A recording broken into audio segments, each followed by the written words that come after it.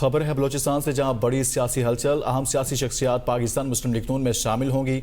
साबिक वज़ीर आला जाम कमाल, सूबाई वज़ीर मोहम्मद खान लहड़ी, साबिक सूबाई वज़ीर सरदार सरफराज डोमकी और अनवारुल हक काकड़ का मुस्लिम लीग नून में शामिल होने का इम्कान है।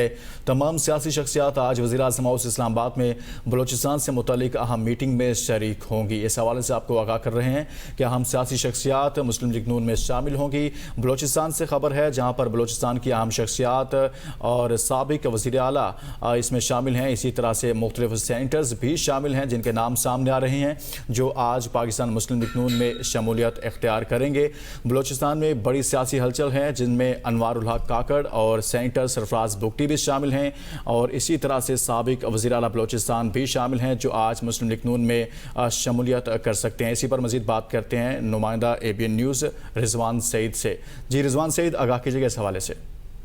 जी बिल्कुल, बलूचिस्तान में एक बड़ी सियासी हलचल पाकिस्तान मुस्लिम लीग नून की जानिब से जो है वो मचाई जा रही है। इस हवाले से मैं आपको बताऊं कि बलूचिस्तान में अहम जो सियासी शख्सियात हैं वो नून लीग का हिस्सा होने जा रही हैं, जिसमें साबिक वज़ीर आला बलूचिस्तान जाम कमाल खान, सूबाई वज़ीर मोहम्मद खान लहड़ी, साबिक सूबाई वज़ीर सरदार सरफराज डोमकी, अनवारुल हक काकड़ व दीगर शामिल हैं, और ये जो है वो जल्द ही पाकिस्तान मुस्लिम लीग नून का हिस्सा बनने का इनका इम्कान है। ताहम इस हवाले से आज एक अहम मीटिंग वज़ीर आज़म हाउस में होने जा रही है, जहाँ पर बलूचिस्तान से मुतल्लिक ना सिर्फ सियासी माशी सूरत हाल पर तबादला ख्याल किया जाएगा, बल्कि आइंदा इंतखाबात के हवाले से भी बातचीत की जाएगी।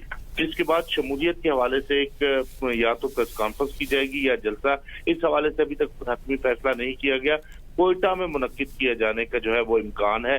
ये तमाम शख्सियात कोयटा आएंगी और कोयटा में जलसा या प्रेस कॉन्फ्रेंस मुनक्किद की जाएगी, जिसमें बाकायदा तौर पर ये तमाम शख्सियात जो है वो मुस्लिम लीग नून को प्यारी हो जाएगी। जी ठीक, बहुत शुक्रिया रिजवान सईद, ब्यूरो चीफ कोयटा, इस हवाले से तफसीलन बता रहे थे।